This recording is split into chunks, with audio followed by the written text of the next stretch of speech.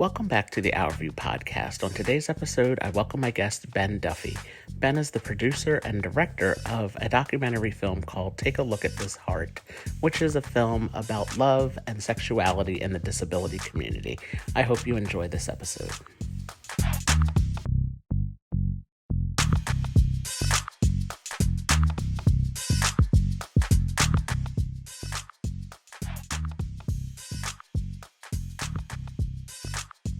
Right, so I would like to welcome everyone back to another episode of the Our View podcast, where we aim to educate, raise awareness, and change the tone of conversation about disabilities. I'm very happy to welcome my guest, filmmaker and producer, Ben Duffy, to the podcast today. Ben, thank you so much for joining me. All right, thank It- you. yeah, it's great to have you here. Yeah, of And course. Yeah. as part of the podcast, I was just sharing with you a few minutes ago that um, want to share my story and the story of others. And specifically for this episode and with you as the guest today, Mhm. um, I want to talk about your film work, specifically as it relates to the film Take a Look at This Heart. I've seen the movie 3 times now. I watched it and the documentary, and it's so great, and it really is something worth talking about and something worth sharing with the world at large. But before we get into the conversation about the film, can you just tell us a little bit about yourself, who you are, how you became interested in filmmaking, and the topic of Take a Look at This Heart is about people with disabilities and relationships and love. And can you tell us how you chose that topic to make a film about? Sure. Well, long story in long form, because this is a podcast. I'm not going to say long story short. Um, so when you were just telling me about how was it your nephew that viewed? Yes. Yeah, your nephew how he viewed, and he kind of got like pent up and with frustration about how people were viewing you and approaching you or Mhm. whatnot. I had a very similar experience when I was very, very young, all the time. My mother has a spinal cord not injury, but a disease called anterior horn cell disease, and like it's very I don't know what the word is. I'm not going to try to pretend. But what you were saying reminded me of my experience because she was left her hands were left paralyzed, but the doctor had told her that she would be incapable of moving at 14 and dead by 24 or 25. So that's why it really struck a memory nerve when you were just talking about your experience with spina bifida.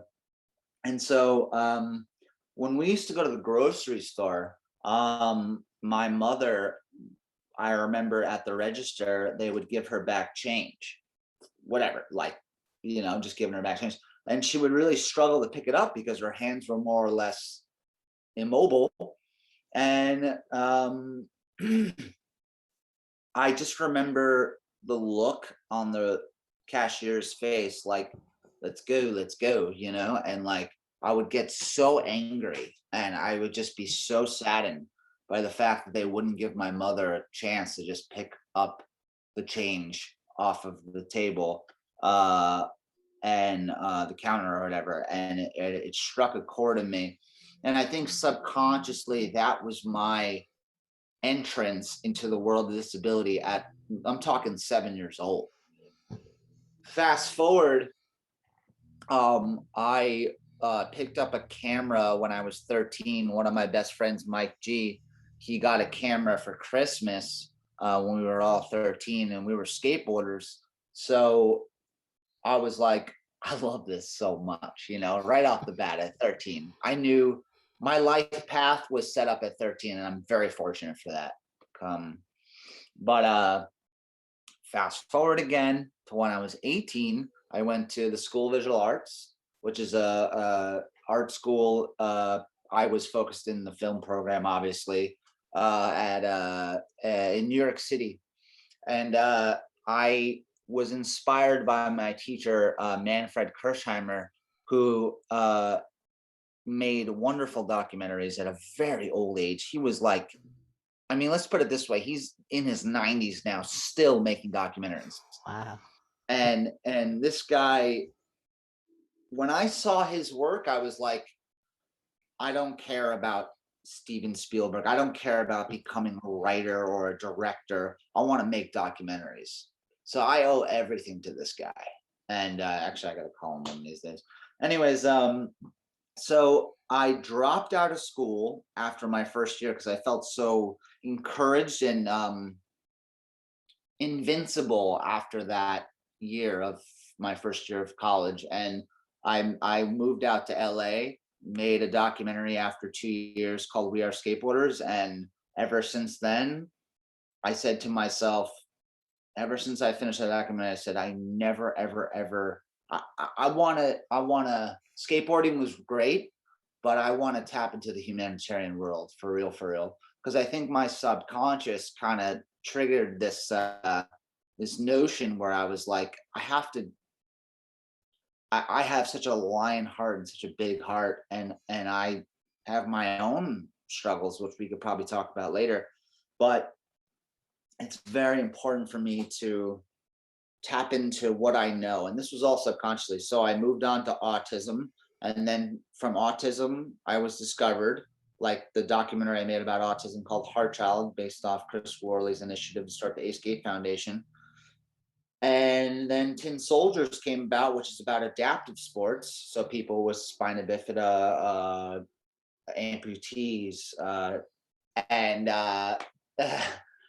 yeah, and then from Tin Soldiers came about Take a Look at This Heart. So here we are today, and I'm still making documentaries, but Take a Look at This Heart was what I believe to be the pinnacle of my not just filmmaking experience, but my life experience, which is Wow. crazy because I'm only 32, but I swear I'll never experience something so beautiful in my life.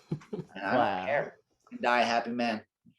Yeah, yeah, I saw your post about that Yeah. on Facebook in back in March when you posted that it had been 5 years since you started the GoFundMe for it, and Yeah. it was just it's again it's such a great film, and um, so many people that are in it sharing their individual stories, and I've been Ali Stroker was a guest on the podcast last year, Great. and I also follow Chelsea Hill, who was in the documentary. Oh She's yeah. the My girl's founder right of there. yeah, the founder of the Rolettes and the great, the fun stuff that they do with the wheelchair users who are part of the dance group. And it's just a really a well done film. Thank Uh, you. yeah, you're welcome. And can you share a little bit about your process of how you chose the people to participate? And also, I was interested in knowing, uh, was it easier or more difficult to get the men or the women to talk about the topic? Well, that's cool. I've never been asked that. Uh, okay, so part A of the part A and B question. Mhm. Um, the choices that I made were I don't know how people feel about the choices that I made, but I will tell you that it was, believe it or not, on a very much first come, first serve basis. But even before that, I had been working for a company out of Israel. I was based in LA, but they were out of Israel, and it was called UCAN. And they specialize in finding products for people with in the disability community. And they hired me to make 40 different 1 minute videos on people with disabilities. So I had met Chelsea, Angela, um, it's so long ago. It's hard for me to remember the others that I met through that experience. But then, and that was all from Tin Soldiers. Uh, and then let's say Allie, right? I met her and Steve Wampler at a film festival where I did a Q&A talking about how I wanted to make a documentary about love and sexuality in the disabled community based off of what AJ Murray had asked me to do. He was like, I want you to make a documentary about love and sexuality in the disabled community. I was like, oh my God. I whoa, let me settle with this for 6 months. And then I finally got to it. But I met him through UCAN too. And yeah, it all came about through that UCAN from the people I had met, and Tin Soldiers like Ali and Steve Wampler I had met through them, and Vasu, another guy, Hmm. Vasu Sajitra. I think that's how you say his name. Sorry, Vasu, if I butchered that. Um, but yeah, and then the other half of the people in the film came from my Indiegogo campaign, my fundraising campaign. I had, I don't want to exaggerate, maybe like 25 to 40 people being email me or Instagram me or Facebook me about wanting to be in the film. And the people you see in the film were either people I met prior to even starting the GoFundMe, or or people that had saw the Indiegogo and asked me to be a part of it. And those are the first people I said yes to, and then I had to say no to a lot of people, unfortunately, because budget and just how much I can fit in one film. Hmm. But yeah, Wow. Yeah, I asked because I love the wide range of people that you had, and yeah, the different things that they do, and just the diversity of the people that you had. And you had men and women, and African American, and Hispanics and Caucasians. You just had everybody was, LGBTQ. yeah, LGBTQ. You had everybody that was represented. And I think I had other people on the podcast before, and we talked about when films are made or when TV shows are made, and things like that, having accurate representation of what the disability community actually looks like and who makes up the disability community Right. is so important. So I And not to really, make something that's exploitative, it was very important to me too. right. Yeah. Yeah. Yeah. Yeah, I really really appreciated that because it was um and just the number of people that you had involved. It wasn't just a story of three or four people. You Right. included you included so many people because it was Yeah. like, oh, okay, maybe this is the last person they're going to talk about, and then somebody else popped up. I was like, oh yes, okay, great. Yeah. Yeah. And so did you find that the men or the women were more Oh open yeah. to talking Sorry, about it? That's okay. I got so into part A. Yeah. You know what? Completely equal vulnerability came from the men and the women. Mhm. I've said this before in other interviews and whatnot. Um, I always use the word oozing. I don't really particularly like that word, but people in the film were just like, their passion for the subject matter bubbled so close to the surface that pulling it out of them was like, it was like giving candy to a baby, candy Yeah. to a 7-year old. Like, it was so easy to give them a platform for them to express how they felt about the subject matter. Mhm. And their response was beautiful, accurate, and extremely vulnerable, which is something I'll always be grateful for. But the men and the women, there was no contrast. It was just pure vulnerability, pure honesty, pure love. Mhm. Yeah, and I thought about that part of it because it was watching the film, and AJ, he he seemed a little bit hesitant at first, and then once he started talking, it was like you said, he just opened up, and it just it Yeah. all just came out. And just again, they all shared their authentic selves and their experiences, and that was it's just really really great to see. Yeah, AJ was wonderful. in the film, and Hmm. not I like to tell people this because I never want to sound like I have a chip on my shoulder, but Ali Stroker was the one who was like, Ben, based off of your direction, I'm giving you what you're pulling out of me. Like I haven't gave this to anybody else, this specific uncanny version of my story, because this is an interview between us and you're pulling out good stuff out of me. And that was a huge compliment. Hmm. That was very nice to hear. I mean, like, that was great. And I guess that goes for everybody in the film. I never really crosses my mind that it was me that pulled it out of them, because, like I said, the passion bubbled close to the surface. It bubbled at the surface, and these people in the film gave it their all. So I don't even know how I contributed it to, but as Ali put it, it had something to do with me too. So that's all I'm going to say about that. Yeah. Yeah, Allie is she's great. She's a lot of fun. When Best. when she was on my podcast, we had a great conversation.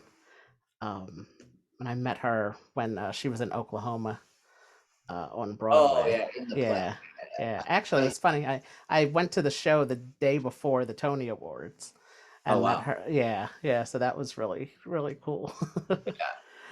In the process of doing the interviews and having the conversations with everyone who participated in the film, did you find that there were any common themes that came up during your conversations? Well, I can ask you the same question. Yeah, You find that there were common themes between the people in the film? I Of did. course I did, but I mean, Yeah. I'm more interested to see what you found out of Yeah, that question. the one thing that struck me that I heard a few times for those who acquired their disability, later in their life or in their during their teenage years, um, as it relates to relationships and soon after their injury or after they acquired their disability, their relationships broke up.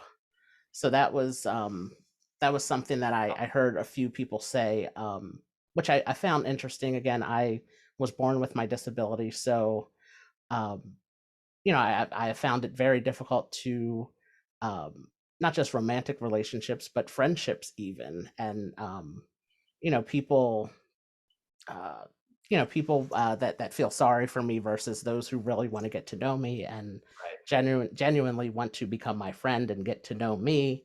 Um, has been a very difficult thing. So it was interesting to hear that from from a few people that say they were with somebody at the time they acquired their injury, and they then they broke up with that person. So that was one excuse me, that was one theme that I definitely took note of for sure. Yeah. Yeah. No, that's a that's actually I've been asked this question a few times over the 5 years or 4 years, 3 years, and I've never thought about that once. That is a common thread, but it's very, very accurate. Hmm. Yeah, you just said. Yeah, and it was wait, I wrote this down. Let me find it. Um, it was Spike that was in the documentary. He was talking about online dating, Yeah. and because that's the way of the world, in the last decade or so, and it's going back to the relationships, and even again with friendships and other relationships you have in your life. Um, you're asking a person to be judged as a disabled person, like when you see you see their wheelchair, you see their mobility assistive devices, their crutches or canes or anything like that. um they're not looking at just the person, they also see the physical disability. So that is that was something that I noticed as well. And then, the last question that I have for you, can you tell us where everyone can watch the film? And also, can you tell us about, where they can find your previously made films and any other projects that you have coming up, if you Okay. can talk about it?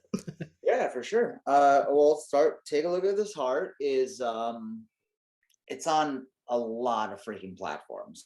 But I would say the most exciting thing for me, maybe because I'm just a purist, um, is that it's on YouTube for free. It's on an on-demand channel. My distribution company has an on-demand channel, um, and the good news about that is that it's worldwide. So a lot of the issues we ran into, not that you were asking about the issues, but long story short, very short, Amazon Prime and iTunes only have certain territories because unless you have subtitles for each country, you can't have it on that. So it was really only for the USA and a few other, maybe like 40 other countries or whatever. But there are so many countries that it's missing out in. And the good news about YouTube is that anybody can watch it from anywhere. So that I try to direct people to watch it on YouTube, even though I do uh, Amazon Prime and iTunes is more lucrative, but I don't care because I mean, listen, at the end of the day, I know you weren't asking this question, but I love this film so much. The greatest currency I can get from it is people just watching it and taking it in with their heart, Mhm. and hopefully spelling some notions and maybe even changing lives. I don't Yeah. know, maybe saving lives. I've heard it all. This is the best film I've ever seen. This saved my life. This changed my life. This changed my son and daughter's life. So that's my currency. I had to add that in there because I know you weren't asking that, but uh, just Um, like take me back. I want to be back to making this film. I got my poster right there framed. Um, but yeah, my other films, YouTube, iTunes, Amazon Prime, Vimeo on Demand. It's all there. We Are Skateboarders, Heart Child, Tin Soldiers. The latest film that I made is on YouTube and it's called I Do Not Blame Myself. It's about mental illness. mhm. Um, and right now, I am currently making a documentary about the world of female skateboarding. Wow. And I am also, yeah, that's pretty much it. That's all I let. That's all I can really share at this time. Yeah. Yeah, that's and I think what I didn't mention, the title of the film, Take a Look at This Heart. I think that is um for myself as a person with a disability who lives with a disability, you can't I know there are hidden disabilities, but like with my disability, you can't miss it. I'm either walking on my crutches or wheeling in my wheelchair. Right. And when it comes down to it, I just want people, again, like the film says, take a look at this heart. Like, who Yeah. am I inside? Who am I as a Right. person? In Spot on. addition to my disability, because Yeah. my disability is a part of my life and it does impact my life. There's no doubt about that, and that's no secret. But who am I in addition to my crutches, my wheelchair, my spina bifida diagnosis? Yeah. Um, I think that's exactly um, what I got from the film, and hearing the different stories and the different perspectives, and um, the different challenges that everyone had faced, and um, and all it just what it came down to was, who are they in addition to their diagnosis? And you once again, I think it's a great film, and I will definitely be talking more about that on my social media. I appreciate you taking this time to Oh man, record this it's a with me, blessing. It's a and it pleasure. was yeah, and it was really great being able to talk with you, and to connect with you, and learn about your process of how how you created this film, and all of your other films that you have done, and the ones that you're working on now. It's really great. Cool, man. Well, So it was a complete honor and a privilege, yeah. and anything I can do to promote this film is a blessing for me because I don't know. I just, although I'm the one who initiated it and made the film, I will always feel forever indebted to this film for the experience and the joy that it brought me. Hmm. Yeah, and I think that is what I'm so glad you said that. Wow, that just really because Yeah. that is that's exactly how I feel about creating my Our View. Yeah. It's I thought that I would be, sharing things but the things that people are teaching me and the things I'm learning from other people and just knowing that I'm making a change and making a difference in the way that people see those who have disabilities. It's like it's so rewarding and Oh yeah. yeah. Yeah, it's like it's something you can't beat. You can't really describe it. It's just really Yeah. really a good feeling and a good Exactly. Of positive feeling. So, but yes, thank you so much for your time. I really enjoyed this course. conversation, and it was great to meet you virtually. And hopefully, our paths will cross again, and we'll be able to meet up in person sometime. Oh yeah, for sure. Well, you're Yeah. not too far if you're in New Jersey. I'm in New York, so Yay. Yay. We'll make it happen. We'll yeah. meet up with Allie. We'll all go out. Oh, that would be great. That'd Yes, be great. I haven't seen Allie in a long time. yeah, we'll make it happen. All right. Thanks, and have a good Have a day. wonderful day, and thank you so much again. Oh, you're welcome. You have a good day too. All right. All Bye. right. Bye bye. Thank you for listening to this episode of the Our View podcast. Did you find something in the episode that you really liked? Be sure to leave us a comment on our Facebook page or our YouTube channel. Make sure you're following us to see the world from our view on Instagram at Our View for Life. That's OURVIEW, the number 4 LIFE. We thank you for listening.